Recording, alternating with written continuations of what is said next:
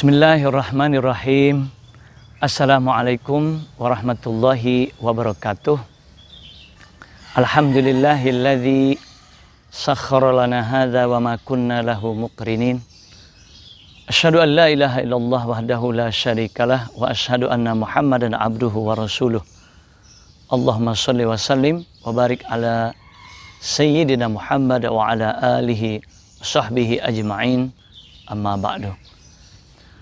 Kaum muslimin dan muslimat dimanapun Anda berada, semoga Allah selalu mencurahkan nikmatnya kepada kita semua, nikmat sehat dan nikmat iman serta Islam.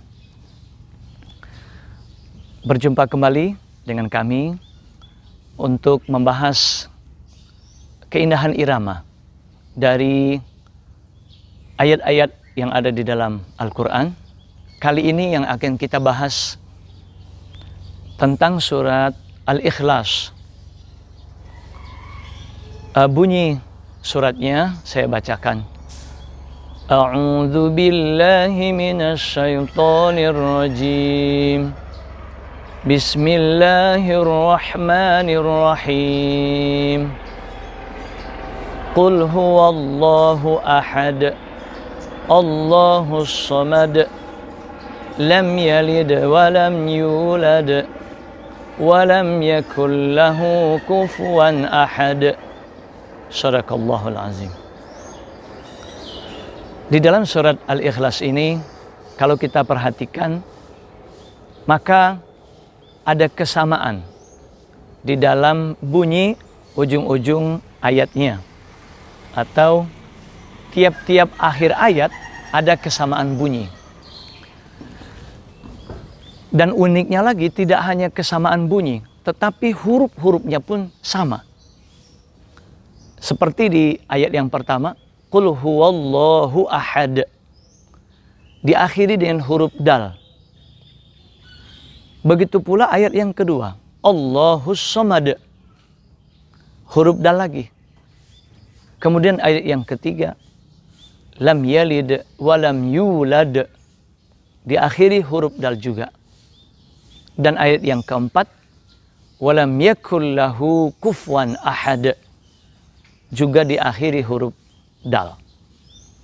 Jadi tidak hanya kesamaan bunyi di akhir ayat berupa qalqalah, tetapi juga ada kesamaan huruf di tiap-tiap akhir ayatnya, yaitu huruf dal. Tentu ini bukan suatu kebetulan, tapi sudah Allah buat sedemikian rupa sehingga ada keindahan yang kita dapatkan dari irama di tiap-tiap akhir ayat dari surat Al-Ikhlas tersebut. Tetapi kekaguman kita terhadap keindahan Al-Quran, kemujizatan Al-Quran, tidak hanya dari segi iramanya, tetapi juga dari segi kandungan atau makna yang terkandung di dalam surat tersebut. Yang pertama kita bahas, Qul huwallahu ahad. Katakanlah, huwallahu ahad, dia Allah Esa. Kemudian ayat yang kedua, Allahus samad, Allah tempat bergantung, Allah tempat tujuan. Lam yalid wa lam yulad. Lam yalid, dia tidak beranak. Wa lam yulad, dan dia juga tidak diperanakkan. Wa lam yakul lahu kufuwan ahad, dan tidak ada. Wa lam yakun, dan tidak ada. Wa lam yakul lahu, miliknya, kepunyaannya. Kufuwan, yang sama, yang serupa. Ahad, seorang pun. Kalau digabung, walam yakul lahu kufuwan ahad, dan tidak ada seorang pun yang serupa, yang sama dengannya atau dengan Allah. Mari kita coba kaji satu persatu dari ayatnya, mulai dari ayat yang pertama, Qul huwallahu ahad. katakanlah Muhammad. Jadi di sini lagi-lagi Allah menyuruh atau memerintahkan kepada Nabi Muhammad untuk mengatakan. Apa yang Allah suruh Nabi Muhammad katakan? Huwallahu ahad. Dia Allah Esa. Satu. The one and only. Tidak ada selain Allah. Allah satu-satunya Tuhan. Apapun yang dianggap manusia punya kekuatan, bukanlah Tuhan. Tetapi yang betul-betul Tuhan itu adalah Allah. Huwallahu ahad. Dia Allah yang Esa. Nah, surat ini Allah turunkan terkait dengan pertanyaan orang-orang kafir atau orang-orang musyrik yang menyuruh Nabi untuk menyebutkan nasab dari Tuhannya Allah. Maka turun ayat ini. Huwallahu ahad. Dia Allah Esa. Artinya cuman satu-satunya. Gak ada asalnya, gak ada akhirnya. Kemudian di ayat yang kedua. Allahus Samad. Allah tempat bergantung. Allah tempat tujuan. Apapun yang menjadi hajat, yang menjadi keinginan dari makhluknya, maka Allah lah tempat untuk meminta segala yang menjadi kebutuhan dari makhluk atau hamba-hambanya. Meskipun terkadang kita meminta pertolongan kepada orang-orang yang ada di sekeliling kita, itu hanya wasilah, hanya perantara. Tetapi Allah lah yang menjadi tujuan utama kita dalam bergantung, dalam meminta segala yang kita hajatkan atau yang kita inginkan. Nah, siapa Allah yang menjadi tumpuan kita, tujuan kita dalam mewujudkan keinginan kita, mencapai tujuan kita? Lam yalid walam yulad. Dia Allah tidak beranak, nggak punya anak. Walam yulad, dan dia juga tidak diperanakkan. Artinya dia nggak punya keturunan, nggak punya anak. Tidak seperti pada ajaran agama-agama lain yang mengatakan Allah itu punya anak. Nah, di sini Allah tegaskan bahwa dia Esa, tidak punya anak, lam yalid, tidak beranak, walam yulad, dan dia juga tidak diperanakkan. Artinya dia tidak berasal dari yang lain. Betul-betul dia ada dengan sendirinya, tanpa ada permulaan dari yang lain. Nah, kemudian ayat yang terakhir, walam yakul lahu kufuwan ahad, dan tidak ada seorang pun yang serupa dengannya. Artinya Allah betul-betul lain dari yang lain, sebagai Tuhan, sebagai pencipta, betul-betul lain dari makhluknya. Tidak ada yang menyerupainya, tidak ada yang serupa dengannya. Sehingga kita tidak bisa membayangkan, tidak nyampe akal kita untuk membayangkan bagaimana Allah. Karena Allah tidak serupa dengan makhluknya. Tidak ada yang sama dari segi wujudnya. Tidak ada yang sama dari segi kekuatannya. Maka Allah itu adalah yang maha segala-galanya. Nah, yang menarik di ayat yang terakhir, walam yakul lahu kufuwan ahad.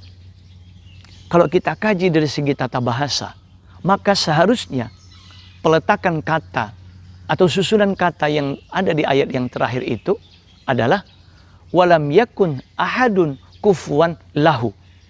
Karena kata ahadun itu menjadi isimnya kana pada kata yakun. Yang mana ahadun sebagai isim kana kedudukannya statusnya marfu, ditandai dengan harokat dhammah di akhirnya ahadun. Tetapi yang menarik, kata ahadun ini diletakkan paling akhir, jauh dari kata yakun. Khobar kananya sendiri, kufuan, itu berdekatan dengan yakun. Jadi disitulah kita bisa pahami bahwa bukan hal yang kebetulan, tetapi sudah disengaja oleh Allah untuk membuat irama dari tiap-tiap akhir ayat dengan irama yang indah, serta ada kesamaan di tiap-tiap akhir ayatnya. Coba seandainya kata ahadun diletakkan sesudah kata yakun, walam yakun ahadun kufuwan lah, tentu berbeda iramanya dari ujung-ujung ayat sebelumnya. Nah makanya Allah letakkan kata ahadun di paling akhir ayat untuk menyamakan irama dari tiap-tiap akhir ayatnya. Begitulah Al-Quran. Tidak hanya kandungannya kita bisa pahami, kemudian kita terapkan dalam kehidupan kita yang begitu dalam maknanya, tetapi juga keindahan di setiap akhir-akhir ayatnya. Nah, kesimpulan dari surat Al-Ikhlas ini adalah kita mesti meyakini bahwa Allah itu hanya satu-satunya Tuhan. Tidak ada yang lain Tuhan selain Allah. Apapun yang menjadi hajat kita, keinginan kita, kita adukan kepada Allah. Dalam menghadapi persoalan kehidupan, maka yang harus selalu kita ingat bahwa Allah yang harus kita dulukan. Allah yang terus kita pintai. Dan kita nggak boleh bosan-bosan. Kepada Allah terus kita meminta. Karena Allah menjadi tumpuan kita. Allahus Samad. Allah menjadi tumpuan kita. Allah menjadi tujuan kita dalam kehidupan ini. Dan Allah itu betul-betul ada sendirinya, tidak beranak dan juga tidak diperanakkan. Serta Allah itu esa dalam segala sifat-sifat dan perbuatannya. Tidak ada yang menyerupainya. Makanya kenapa surat ini dinamakan surat Al-Ikhlas? Artinya Al-Ikhlas itu murni, khusus, spesial. Padahal nggak ada kata ikhlas di dalam surat Al-Ikhlas ini. Tetapi kok dinamakan surat Al-Ikhlas? Itu menandakan bahwa kita mesti memurnikan keyakinan kita, kepercayaan kita hanya kepada Allah, tidak kepada yang lain. Mudah-mudahan bermanfaat apa yang kita kaji pada kesempatan ini. Terima kasih. Billahi taufik wal hidayah. Assalamualaikum warahmatullahi wabarakatuh.